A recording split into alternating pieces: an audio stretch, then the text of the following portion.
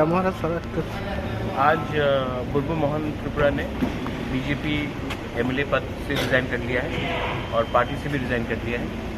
शाम को press conference है तो इनके साथ मैं आया हूँ सॉलिडारिटी दिखाने के लिए। इन्होंने बोला है कि इनको और नेशनल पार्टी में पॉलिटिक्स नहीं करना है, इनको पैसा का कॉज में इनको शामिल होना है। तो मैं इनके संग आया हूँ सॉलिडारिटी दिखाने के लिए।